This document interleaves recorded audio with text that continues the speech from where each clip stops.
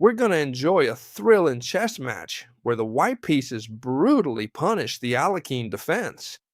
You know, this defense where black doesn't move any pawn on the first move, but instead directly develops their knight to f6, attacking our e4 pawn. On this channel, naturally, we've seen this opening several times with both white and black pieces. Why?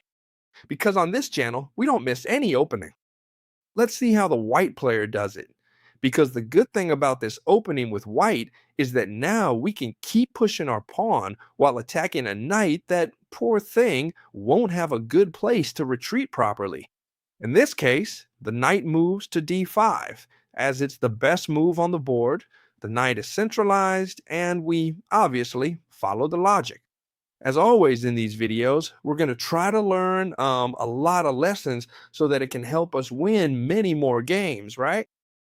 When we've just started the game, what should we do? Place pawns in the center whenever possible, right? If it can be in these four squares, in these four spots, even better. And afterwards, develop our minor pieces, whether they're the bishops or even the knights first. In this game, they break the rules a bit, because after this d6, you'll see that white uses an expansion plan. You'll understand why I call it that now. And they don't immediately develop the minor pieces. First of all, we find ourselves in a tension here. What does a tension mean? Even though you can't see it very well because the knight is right in front, see it? These two pawns are threatening each other, and we must always evaluate what's happening in this tension, and if something happens to us if they capture. In this case, does something happen to us if they capture? No, we would simply recapture. Therefore, we're going to continue with our expansion. c4 threatens the knight, a knight that has fewer and fewer squares to retreat to. The knight moves to b6, and I'm sure some of you here, especially those not so familiar with chess games, are thinking about playing, for example, c5. This would be a very bad idea. Why? Because no matter how much we're attacking the knight, at some point the knight will be able to jump back to this square here, and no one will be able to attack it without force, right? Let's just say there's no pawn that can attack it without any problem. Therefore, continuing to over-attack it would be a waste of time. Pay attention to the move the white player made here, because that's why this game is so interesting. 4? See what he's doing with the pawns? It's very dangerous to advance the pawns this much.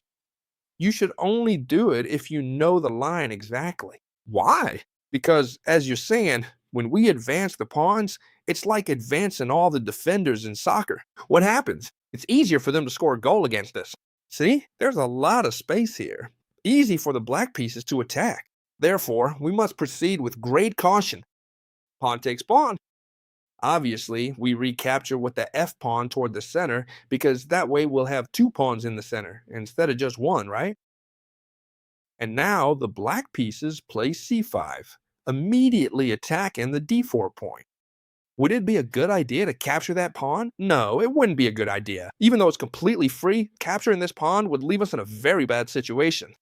For example, they could trade queens, and then, later on, they could play knight to a4, and they'll surely win this pawn back very easily, either with one knight or two. Sometimes capturing a free pawn isn't the best option.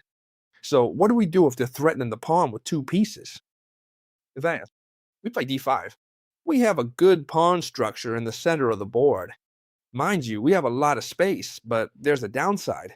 Our opponent is better developed than we are. He has a knight, and we don't have any pieces developed.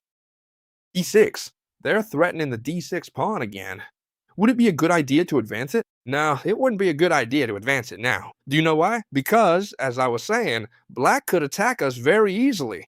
For example, queen h4 here would already be a very good move. And stopping it with g3 would be even worse, because queen e4 would come and we'd lose the rook. See? So it wouldn't be a good idea to advance that d-pawn too far.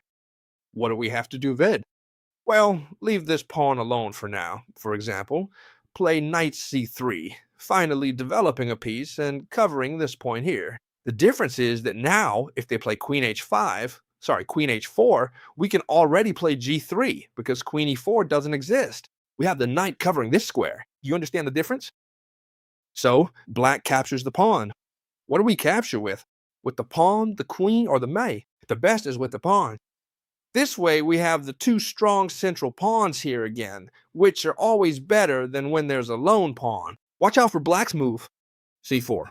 Why this move? Doesn't make any sense at all, right? Well, it is. What it's doing is preventing this bishop from being easily developed. It could only be developed on e2. Why? Because on d3 it can't because the pawn is there. On c4 it can't either because the pawn is defended. And obviously it can't go to b5 because bishops don't jump. So as you can see, this check was dangerous because the bishop, the pawn is covering the c6 square, and it was quite dangerous. Therefore, black advances their pawn to c4. Knight f3, developing the knights first. Something I recommend in most of our games, starting with the knights. Bishop g4. They're doing the typical pin that we've shown how to punish several times on the channel, right? They pin our knight. It can't move because otherwise we'd lose the queen. And now a good idea to get out of the pin is usually to move the queen away. Why? Because bishop to e2 is usually very passive. It places this bishop strong, it's true, but very passive here on e2, where it can't do much besides defending the knight. So it might be better, for example, this queen to d4, which not only threatens the bishop, but also threatens this point on c4. Logically, moving the bishop away would be very sad. It's better for the black pieces, in this case, to exchange bishop for knight. You'll see that this is going to turn into something very interesting. Many lines are opening up, it's true. So this game is already looking very good for the spectator. If we were the ones playing it, maybe we wouldn't like it as much. Why? Because they could attack us from many sides. However, if we are the ones watching it, studying it, and finding the ideas, we can enjoy this game a lot. You're going to see how it continues. Bishop to b4. Once again, they're putting us in the same pin. Quite annoying, huh? With this brand, does it bother us? Not for the moment. When does a pin bother us? When they can bring another piece to threaten our pin piece. For example, here it's true they could come and threaten us with knight to a4. However, nothing would happen if they capture this knight, because if they do, we simply recapture with the pawn and absolutely nothing has happened here, so we're not worried. And since we're not worried, what can we do? For example, recover this pawn that is being doubly attacked by the queen and the bishop. Bishop takes c4. We're not worried about them capturing the bishop with a knight because we'd simply follow with queen takes, we'd attack the bishop, our position would be extremely good, and the opponent's king would still be in the center. That's why, wisely, the opponent decides to castle before it's too late. But what's the problem? Logically, when the king is in the center, we want to open lines, right? We want to push these pawns to open lines and try to attack the king. But when the king is castled, we want to attack the castle position. Let's think about one thing. How many pieces are defending the castle? Actually, no minor pieces, because they're all on the queen side. When you see that all the pieces are on the opposite flank of the castle, it's an alarm for us to start attacking the castle. And how can we do it? Well, look, rook to g1, it's true we won't be able to castle kingside. We'll see if we castle queenside. But this rook on the g file, which is a semi-open file because our pawn has disappeared, is already directly attacking the king. And if our opponent gets distracted, we're making threats, like, for example, e6, threatening checkmate with the queen and the rook. Therefore, here, wisely, the player with the black pieces decides to play g6, thus blocking the rook's line. The problem with the move g6, the problem with placing all the castled pawns on the same color, is that the squares of the opposite color are extremely weak. For example, the dark squares can be easily exploited with the bishop, and they're actually going to be the final downfall of the position for the black pieces. You'll see how to take advantage of it, because it's a tremendous work of art. Taking advantage of the rook supporting the g5 square, white plays bishop g5, threatening the queen. The problem with bishop g5, watch out, is that the queen can move to c7, and it looks like white is in serious trouble. You probably haven't realized it yet, but once I explain it, you'll see exactly what's going on. First, they're threatening our bishop with both the knight and the queen. So only the queen is defending it, meaning we either have to move it or defend it. But what's the problem here? Because you might be thinking, well, we just move it and that's it. Correct, but now look at what happens. It was a double attack. The first attack was on the bishop, and the second one attacks the queen and then the rook. In other words, a rook is going to be lost no matter what. And this is what happened in the game, and the player with the white pieces allowed it to happen on purpose. The queen moves to f4 because he doesn't care about the rook. He wants to go after the king. And even though black captures the rook, white ends up with a very strong position. Careful, it's still not that easy to win this. I'm sure many of you are thinking, oh, I'll put the queen on f6 and then the bishop here and it wins itself. No, it doesn't win, because knight d7 would simply follow, the queen would have to move, everything's defended, and we'd be down a rook. Therefore, it's not that easy to win this. Pay attention to the maneuver used by the player with the white pieces. First, he pressured the opponent's queen with d6. In this case, the queen simply retreated to c8, trying to sneak in through the light squares. Now, the white player had two options. Either attack this bishop with king e2, revealing the rook, or castle queenside to attack the bishop directly. The second one, castling, was much better. However, white played king e2, which has a major problem. If black had found the correct move here, which was defending the bishop with queen c5, black would be better off, because it wouldn't be easy for white to checkmate, and black would be up a full rook, so black would be better. What happened? Well, because the player playing with the black pieces made a mistake and decided to retreat this bishop so we wouldn't capture it, this game went down in history as a very beautiful one. Knight moves to e4. The knight joins in, attacking the bishop, but it doesn't just attack the bishop. It wants to get in and exploit all those weak squares left by the opponent's king side after playing g6. Remember when we placed the rook on g1? Knight bd7, well, knight 8d7 since both are on b, and now many of you might be thinking, now what? Because the knight covers this square. I could, for example, enter through here. It wouldn't be a bad idea, but maybe it's better when we have an attacking position, and especially when we're down material, to try to bring all the pieces into the fight. Which piece is it hiding? The rook. So rook c1 pins the bishop, which is being doubly attacked. Black plays queen c6 to try to get out with queen b5 check.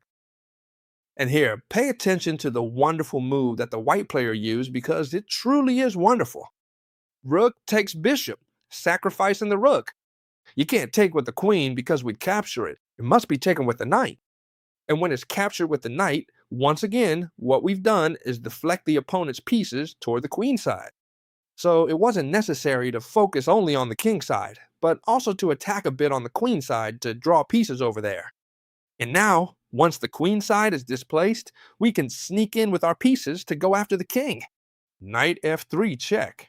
King h8, queen h4, threatening checkmate. First, before stopping it, this move is used, queen b5 check.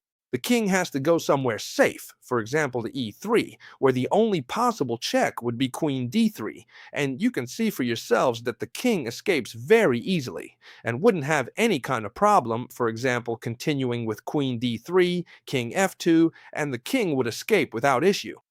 Therefore, there are no interesting checks here in this position. Checkmate's being threatened, the only way to stop it is h5. And here, there's only one way to win the game. Of all the possible moves, there's only one that allows us to win the game, and that's to continue the attack without giving our opponent time to defend. And what is that move? Knight takes h5. Yes, sacrificing the knight. Obviously, this knight can't be defended because it would simply be followed by pawn takes, queen takes check, the king would have to move, and then, taking advantage of the bishop's pin on the f7 point, the queen would slip into g6, taking advantage of the pin, and this would be mate in the next few moves without any kind of problem. Therefore, logically, this knight can't be captured. So how does the game continue? Well, here, they could try to give these checks and the exact same thing would happen. The king would escape, there would be no more checks, and mate would be inevitable. So, here in desperation, black sacrificed their queen for the bishop.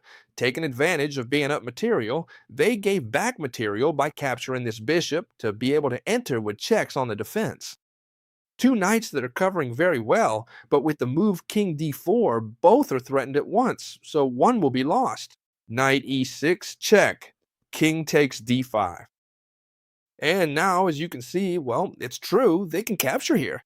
Before recapturing the knight, this move was made. A discovered check. It can't be blocked with the knight because it will be mate. Only move king g7. And now, queen takes knight. Black tried to resist a little longer, but look how elegantly the white player finishes the game. He joined the attack with the king. King takes e6, and now black can't do anything. Rook f8, the pawn wants to promote a5, and simply knight g4, giving up the queen, right? Watch out, because check with the rook, the king has to move back, and now this check wins the queen. But it's no problem, because after the exchanges, the queen simply enters d8 again, and this position is obviously completely winning now. No matter what's captured here, check. The king has to move, and you can simply capture here, or even take this pawn first, and black resigned. What'd you think of that? Isn't it impressive?